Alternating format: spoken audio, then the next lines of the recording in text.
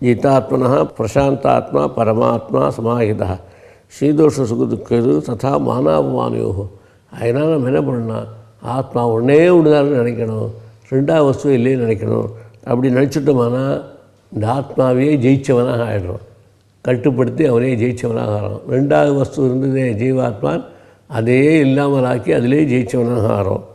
அப்படி ஆச்சுன்னா என்ன ஆகும்னா, ரெண்டாவது வஸ்து தெரியறதுனால நமக்கு கஷ்டங்கள் சுகங்கள் எல்லாம் வருது.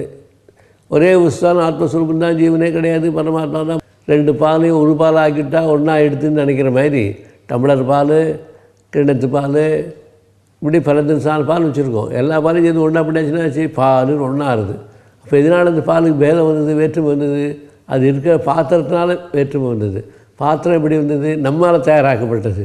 அதுபோல் நம்மால் கல்பிதமான சம்சாரத்தில், அக்ஞானியான கல்பனை செய்யப்பட்ட இந்த சம்சாரத்தில் ஜீவன் வர உட்கார்றான். இந்த அக்ஞானமே போயிடுத்துன்னா அப்புறம் எங்கேருந்து சம்சாரம் இருக்கும்? ஆக ஜீவன் ஜீவத்துவன் ஆகிடுவான். அப்படி ஜீவஸ்வரூபமே பரமாத்ம ஸ்வரூபமாக ஒன்றாக ஒரே ஸ்வரூபமாக இருந்தால் தான் ஒன்றாக முடியும். ரெண்டு ஸ்வரூபமாக இருந்தால் ஒன்றாகவே முடியவே முடியாது. ஒன்றாக இருந்து ரெண்டாக நாள் அதில் ஒரு ஸ்வரூபமாக முடியும். ரெண்டாக இருந்து ஒன்றாக நாள் ஆகவே முடியாது. அதுதான் பெரிய வித்தியாசம். ஒரே ஸ்வரூபமே ரெண்டாக ஆறுது, ஒரே ஆத்மஸ்வரூபமே பிரமையினால் ரெண்டாக ஆறுது. ஒரே கயரே பாம்பு போல நமக்கு தோற்றம் அளிக்கிறது.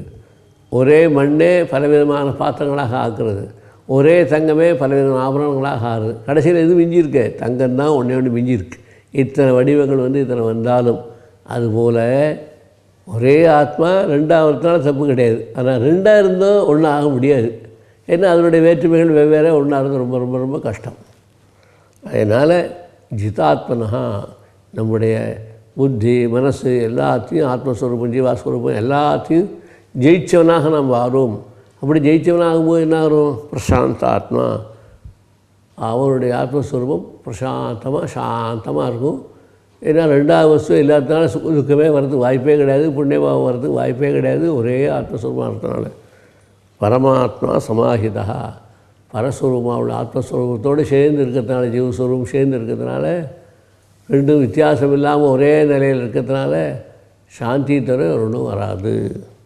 சீதோஷ்ட சுகதுக்கேஷு ததா மானாபமானயோ, குளிர்ச்சியாகட்டும் உஷ்ணமாகட்டும் சுகமாகட்டும் துக்கமாகட்டும் கௌரவமாகட்டும் கௌரவம் இல்லாத நிலையாகட்டும் எல்லாம் சமமானமாக தெரியும். ஏன்? ரெண்டாவது வஸ்து இல்லையே. இந்த கற்பனையில் தான் இந்த சுகதுக்கங்கள்லாம் வருது தவிர நமக்கு நிஜமாக பார்த்தா அது ஒன்றுமே கிடையாது. இது வரைக்கும் சரீரத்துக்குள்ள ஜீவாத்மா இருக்கிறோ அது வரைக்கும் சுகதுக்கங்கள், ஜீவாத்மாக்கள், பாவ புண்ணியங்கள், கௌரவம் அபமானம் இதெல்லாம் வரும். எப்போ ஒரே சுரூபமாக போயிடுத்துன்னா இப்போ இதுக்கெல்லாம் வருது எதுக்கு? இந்த சரீரத்துக்கு வருமே தவிர ஆத்மாவுக்கு ஒன்றும் வரவே வராது. ஞான விஜான திருப்தாத்மா கூடஸ்தோ ஜிதேந்திரியா யுக்த யுட்சதே யோகி சமலோஷ்டாஸ்ம காஞ்சனா. அதனால் ஞானமும் விஜயானமும் ஒன்றா ஆயிட்டோமானால் அவன்தான் கூடஸ்த புருஷன், எல்லாத்துக்கும் மூல புருஷனாக இருக்கான், சர்வசாட்சியாக இருக்கான். எல்லா காரியம் உலகத்தில் எல்லாத்துக்கும் நடக்கிறதுக்கு அவன் இல்லாமல் ஒன்றும் அசையாது, அவனின்றி ஓரளவும் அசையாது, அந்த நிலையில் இருப்பான். விஜித்தேந்திரியா, அவன் எவ்வளோ இந்திரியங்களுக்கு விளையாட விட்டாலும் கூட அவன் ஒன்றுமே அவனுக்கு தெரியாது. அவன் தான் எல்லா இந்திரியங்களையும் அடைக்கணுமே மாதிரி ஆகிறான். ஆக இது கர்மயோகியாக இருந்து யார் ஒருத்தன் என்ன வேலை பண்ணிருந்தாலும் அவன் ஆத்மஸ்வரூபத்தோடு ஒன்றாயிட்டான் போகும்போது, ஒரு ஆத்மாவை தவிர வேறு ஒன்றும் கிடையாதுன்னு நினைக்கும்பொழுது அவனுக்கு இந்த இந்திரியங்கள் வேலை செய்கிறதே தவிர அதனால் அவனுக்கு இந்த சுகமும் தெரியாது, துக்கமும் தெரியாது, எதையுமே தெரியாது. அதனால் அவன் தான் நிஜமாக விஜிதேந்திரியன். யுக்த ஈட்சித்தே யோகி, அவன் தான் கர்மயோகத்தோடு கூடினவன். அவனை தான் யோகின்னு சொல்லுவா. அவன் எப்படி இருப்பான்னா சமலோஷ்ட அஸ்ம காஞ்சனா. அவனுக்கு இந்த தேங்காய் மூடினுடைய வெளிப்புறம் இருக்க அதுவும், லோஷ்டம் ஒரு உடைஞ்ச பாத்திரங்கள், அஸ்மம் கல், காஞ்சனம் தங்கம், இதை பார்த்தாலும் அவனுக்கு ஒரே சுரூபமாக இருக்கும். தங்கத்தையும் இந்த மண்ணையும் ஒன்றா பார்க்கலான்னா அவன் எப்படி பார்ப்பான்? நம்மளாக தான் பார்க்கலாம். அவனுக்கு இந்த எண்ணமே இல்லாதனால ஆத்மா ஒன்று தான், வேறு ஒன்றும் கிடையாதுனால அவன் எப்படி பார்ப்பான்? எல்லாத்தையுமே தங்கமே அவனுக்கு ஊடு பேர் தான் இருக்கும், தங்கமே ஒரு மண்ணு பேர் தான் இருக்கும் அவனுக்கு. அதனால் தங்கத்தினால பெரிய மரியாதை ஒன்று வந்து அது எடுத்துட முடியாது. அவன் நிலையில் இருக்கும் பொழுது எந்த ஒரு ஆத்ம நிலையில் இருக்கானோ அவனுக்கு சம லோஷ்ட அஸ்ம காஞ்சனா. கல் மண் தங்கம் எல்லாமே அவனுக்கு கணக்கில் பார்க்கும்போது ஒரே மாதிரி தான் தெரியும். தங்கமாக இருக்குது எடுத்துக்கணும்னு ஆசை வராது, மண்ணாக இருக்குது இன்னும் விட்டுவிடணும்னு தோணாது. எல்லாமே அவன் கடையில் பார்க்கும்பொழுது சமலோஷ்டாஷ்ம காஞ்சனா. ஒரே மாதிரி யார் ஒருத்தர் இருக்கானோ ஒன்றையும் ஆசைப்படாமல் விருப்பம் இல்லாமல் எல்லாமே சமபாவத்தோடு யார் பார்க்குறானோ, சத்ருவாக இருக்கட்டும் மித்திரனாக இருக்கட்டும் யாராக இருந்தாலும் எல்லாம் அவங்க கணக்கில் எல்லாம் ஒரே சமாச்சாரம் தான், ஒரே மாதிரி தான் பார்ப்பான். அவங்க சத்ரு வந்துட்டானே பயப்பட மாட்டான், வேணுங்கிற நண்பர் வந்துட்டானே பிரியமாக போக மாட்டான். எதுவாக இருந்தாலும் அவனுக்கு ஆத்மா ஒன்றா இருக்கிறதுனால அவனுக்கு வேறு ஒன்றுமே தெரியவே தெரியாது. சமலோஷ்டாஷ்ம காஞ்சனா சுஹிருன் மித்திர ஹரி உதாசீனம் அத்தியஸ்த ஸ்வேஷ்ய பந்துஷு சாதுஷ்வபிச்ச பாப்பேஷு சமபுத்தி விசிஷ்யதே. அதனால் அவனுக்கு வேணுங்கிற மித்திரனாக இருக்கட்டும், சுகிருத்தாக இருக்கட்டும், உதாசீனமாக மத்தியமாக உள்ளவனாக இருக்கட்டும், பந்துக்களாக இருக்கட்டும், சாதுவாக இருக்கட்டும், பாப்பியாக கூட இருக்கட்டும், எல்லாரையும் ஒன்றா தான் பார்ப்பாவும். அவன் திருஷ்டியில் வேறு ஒன்றுமே தெரியாது. அதனால் எலக்ட்ரிக் ஒயர் ஒன்றா தான் போகிறது. ரேடியோவில் ஆகட்டும் டிவியில் ஆகட்டும் எல்லாம் வரும்போது வேற்றுமையாக இருக்கும். ஆனால் இது எல்லாத்தையும் சம்மந்தம் இல்லாமல் இருந்தால் ஒயர்ன்ற ஒன்று தான், சக்தி ஒன்று தான் எப்படி தெரிகிறதோ அதுபோல் பட்சணங்கள் பல தினசாக இருக்கும். எல்லா பட்சணங்களும் வெவ்வேறையாக இருக்கேன்னு பேர் வேறு உருவம் வேறு சாப்பிட்டா எல்லாம் இருக்குங்கிற தவிர சாப்பிட்டு முடிஞ்சவங்க என்ன இருக்கும், ஒரே திதிப்பு இதை தவிர ஒன்றும் இருக்காது. அந்த சாப்பிட்ட ஒரு பாடு அந்த மாவுனுடைய சுபாவம் பண்ணினுடைய சுபாவம் அதனுடைய வடிவம் கூட ஒன்றும் தெரியாது, எல்லாம் முடிஞ்சு போயிடும், ஒன்றுமே தெரியாது. அந்த மாதிரி எத்தனை தினசான நம்மளுக்கு ஸ்நேகமாக இருக்கட்டும் சத்ருவாக இருக்கட்டும் பாப்பியாக இருந்தால் கூட அவனை கூட அவன் பாப்பின்னு நினைக்க மாட்டான். அவன் எல்லாமே அவன் கணக்கில் அவன் திருஷ்டியில் அவனுடைய மனசில் அவனுடைய புத்தியில் வேறு ஒன்றுமே ஏறாது. ஏன் அவங்க ஒரே ஆத்மாதாங்கிற அனுபவம் வந்தவனானதுனால இது எல்லாத்தையும் பார்க்கும்போது கூட இவ்வளோ பேர் உலகத்தில் இருக்கா, நம்மளுக்கு இருக்கா, ஆனால் அவனுக்கு இதெல்லாம் உத்தரவே கிடையாது. அதனால் நம்ம கணக்கில் பாப்பியாக இருந்தாலும் சுகிருத்தாக இருந்தாலும் மித்திரனாக இருந்தாலும் யாராக இருந்தாலும் அஞ்ஞான திசையில் ஞான திசை அடைஞ்சவங்க இதெல்லாம் ஒன்றும் கிடையாது. ஒரே நிலையில் அவள் எல்லாரையும் ஒன்றாக பார்ப்பான். யோகி இஞ்சீத சதம் ஆத்மானம் ரகசிஸ்திதா ஏகாக்கி எதச்சித்தாத்மா நிராசீகி அபரிகிரகா. அதனால் அந்த கர்மயோகி என்ன பண்ணுறான்னா சததம் ஆத்மானம் ரகசிஸ்திதா, எப்பொழுதுமே வாட்டுக்கு எல்லா வேலையும் செஞ்சுட்டே இருப்பான். ஆனால் தனிமையில் செய்கிறது போல் அவனுக்கு தோணும். ஏகாக்கி ஒரே மாதிரியாக மாதிரி இருப்பான். எதச்சித்த ஆத்மா இந்திரியங்கள் உறுப்புகளெல்லாம் அடக்கி வச்சுக்கிற மாதிரி ஆகும். நிராசீகி அபரிகிரகா, ஆசையே அவனுக்கு இருக்காது. ஆசை இருந்தார்னா அவர் நமக்கு அது வேணும்னு எடுத்துக்கிறதுக்கு, ஆசை இல்லாதவனுக்கு எங்கேருந்து அது வேணும் இது வேணும்னு எடுக்கிறதுக்கு. அதனால் பரிகிரகம்னா எடுக்கிறது, அபரிகிரகம்னா எடுக்காமல் இருக்கிறது. எத்தனை ஆசை இருந்தால் தான் நம்ம எடுக்க போகிறோம், ஆசை இல்லாதவனுக்கு என்ன பண்ண போகிறோம். நிராசீகி ஆசை இல்லாதவன் ஆகினாலேயே அபரிகிரகா. ஆசை இல்லாதவனால தான் ஒன்றும் எடுக்க முடியாது. ஆசை இருந்தவனுக்கு எல்லாத்தையும் நமக்கே பண்ணோன்னு ஆசை வந்துடும். பணத்தை ஆசையாகட்டும், பொருள்கள் ஆசையாகட்டும், எந்த இதுவாக இருந்தாலும் ஆசை யாருக்கா தோணித்துன்னா உடனே அது அடையிறதுக்கு என்ன உண்டோ அந்த முயற்சி பண்ணி அதுக்கு வேணுங்கிற சாமானில் போட்டுக்கிட்டு எப்படியா வாங்கிடுவான். ஆனால் ஆசை இல்லாதவனுக்கு பாட்டு உட்காந்துருக்கேன்னா ஒன்றுமே பிரவருத்தியே இருக்காது, அது வேணும் எடுக்கவே மாட்டான். சுச்சோ தேசே பிரதிஷ்டாப்பிய ஸ்திரம் ஆசனம் ஆத்மனா நாத்திச்சுதம் நாத்தி நீச்சம் செயலாஜன குஷோத்தரம்.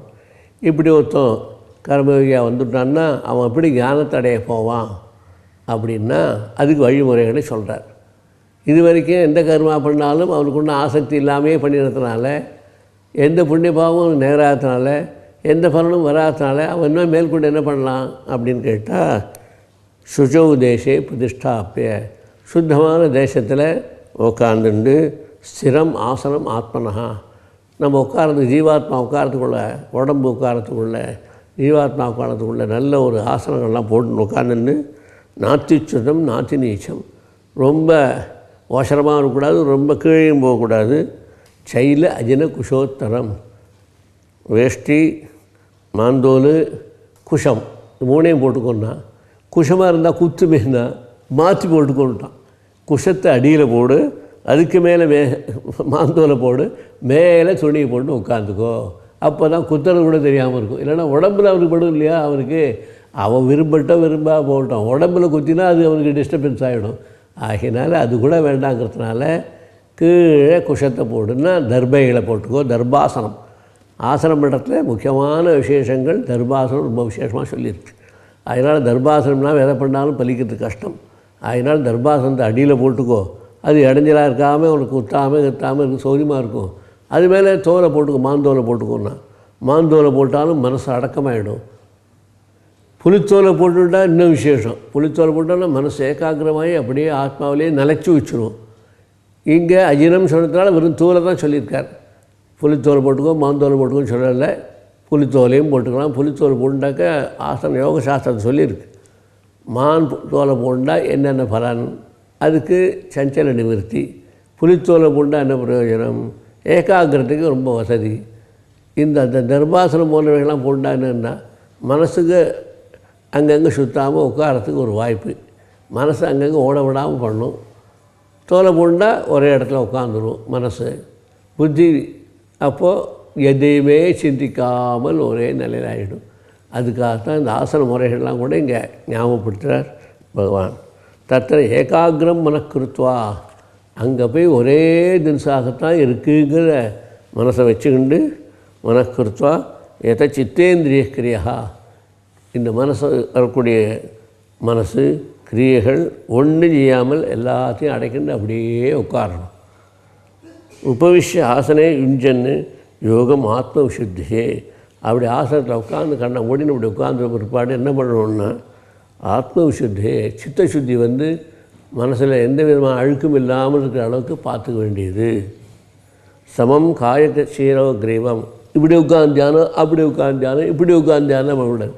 நேராக உட்காந்து அப்படி நேராக உட்காந்து பண்ணணும். சமம் காய சிரோ கிரீவம், கழுத்து தலை இடுப்பு மேல் பாகத்துலேயும் ஆரம்பித்தா சமமாக அப்படியே ஒரே சுரூபமாக இருக்க முடியாது உட்காந்துக்கணும். தாரேன்னு அச்சலம் ஸ்திரா, ஆட்டங்கிட்ட ஒன்று பண்ணி உட்காரக்கூடாது. ஸ்திரமாக அப்படியே உட்காந்துக்கணும். சம்பிரேட்ச நாசிகாகிரம், சில பேர் இப்போ அப்படியே உட்காரான்னா தியானம் பண்ணுறேன்ட்டு இப்படியே மேலே பார்க்குறான். அது பார்த்தா அதுக்கு வேறு பலன் உண்டு. ஆனால் ஆத்மனிஷ்டை அடைய வேண்டியதுக்கு அது பலன் கிடையாது. இது மூலமாக பார்த்தா சித்திகள்லாம் நிறையா வரும். இப்படி வேறு எழுதி இந்த கண்ணுக்கு மத்தியில் குரு மத்தியில் வச்சுன்னு இப்படி தியானம் பண்ணாக்க சித்திகள்லாம் நிறையா கிடைக்கும். அஷ்டமா சித்திகள்லாம் நிறையா வரும். ஆனால் இந்த மூக்கினுடைய நுனி இருக்க இப்படியே வச்சு பார்த்தோமானால் அது மனசையும் புத்தியும் தெளிவுபடுத்தி ஆத்மஸ்வரூபத்திலே கொண்டு விட்டுடும். அதனால் தியான முறையிலே பல வழிகள் இருக்குன்னு. இப்படியே தியானம் பண்ணுறது, கண்ணு மூடின்னு தியானம் பண்ணுறது, இப்படி பல வகைகள் இருக்குது மனசு அடக்கிறதுக்காக. ஆனால் அவைகள்லாம் சித்திகளை கொடுக்குமே தவிர இந்த நுனியில் பார்க்குறது இருக்க, மூக்கினுடைய நுனி, நாசிக அக்ரம், இதனுடைய நுனி இருக்க, இதை பார்க்குறது தான் நமக்கு ஞானத்தை கொடுக்குறது சாதனமாக ஆகும். அதனால் கண்ணும் பாதி திறந்துருக்கணும், முழுக்க தரக்கூடாது. இப்படியே பாதி திறந்து நுனி மூக்கை பார்க்க பார்க்க பார்க்க நமக்கு தியான நிஷ்டை அப்படியே நிற்கிறதாக ஆகும். சமம் காய சிரக்ரீவம் தாரேன்னு அச்சலம் ஸ்திரா சம்பிரேட்ச நாசிகாம்சம் திசஷ்ட அனுபவம். அப்படி பார்க்குறேன் இப்படி பார்க்குறேன் இப்படிலாம் பார்க்கக்கூடாது. நேரே இதே தான் பார்த்துட்டுமே தவிர இப்படி பார்த்துட்டே இருக்கோம், இந்த பால் இந்த பக்கம் பார்க்குறோம், இந்த பக்கம் பார்க்குறோன்னு பார்க்கக்கூடாது. அதனால் அப்படியே திக்குகள்லாம் கூட பார்க்காமல் இப்படியே உட்காந்துன்னு இந்த மாதிரிலாம் பார்த்துட்டே இருக்கணும். பிரசாந்தாத்மா விகத பீகி, அப்படி உட்காந்தா என்ன கிடைக்கும்னா சஞ்சலமே இருக்காது, சாந்தி தான் மனசுக்கு வரும். விகத பீகி, ரெண்டாவது வருஷம் தானே பயம் வரத்துக்கு, ரெண்டாவது வருஷம் இல்லாத ஒரே சுரூபம் தியானம் பண்ணுறதுனால பயமே இருக்காது. பிரம்மச்சாரி விரதேஸ்திதா, அவன் எப்படி உட்கார்ந்து தியானம் பண்ணுறானோ அதனால் பிரம்மச்சாரியாக கூட பிரம்மஸ்வரூபத்திலேயே அவன் மனசில் லயிச்சு போய் அப்படியே உட்காந்துருவான். அவன் பிரம்மச்சாரிங்கிறதுக்கு அர்த்தம் என்னென்னா ஆசிரம பிரகாரம் பிரம்மச்சாரி வேறு, பிரம்மத்திலேயே லயிச்சு நிற்குதுன்னு அதிலேயே இருக்குவார். பிரம்மணி சரதி இது பிரம்மச்சாரி. பரபிரம்மஸ்வரூபத்தை அடையிறதுக்காக, ஆத்மஸ்வரூபத்தை அடையிறதுக்காக ஏற்பட்டது எதுவோ அதுதான் பிரம்மச்சாரின்னு பேர். இப்போ பிரம்மச்சாரினா யார்? பூனை போட்டால் பிரம்மச்சாரி விடுறோம்.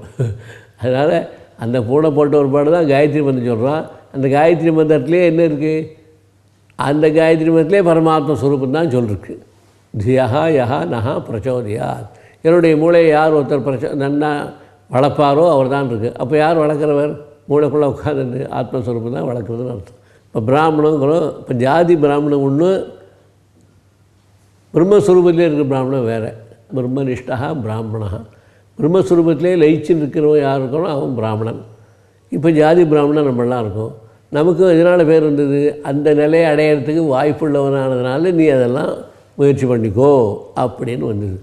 அதனால் பிரம்மச்சாரின்னா ஆசிரம பிரம்மச்சாரி ஒன்று, பிரம்மத்திலேயே செலிச்சுக்கிட்டு பிரம்மத்திலேயே மனசை வச்சுக்கிட்டு அப்படியே உட்காந்து தியானம் பண்ணு, அதே பிரம்மணி சரதீதி பிரம்மச்சாரின்னு அப்படி ஆகிடும் அவன். மனசம்யுக்த மச்சித்தா. அதனால் மனசெல்லாம் அடக்கி எல்லாம் உட்காந்துட்டு யுக்த ஆசீன மத்பரா.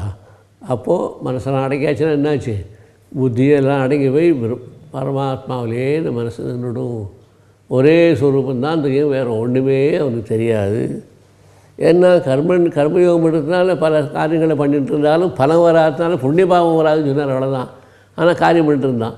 இப்போ இந்த மாதிரி உட்காந்துட்டானே அவன், இதுவும் ஒரு காரியம் தானே. இந்த காரியத்தையும் பண்ணி இதனால் பழவா பண்ணி வர்றதெல்லாம் பகவான் தான் சொல்லிட்டான்னா இப்போ என்ன தெரியும், ஆத்மா தர்ஷனம் ஒன்று தான் கிடைக்கும்.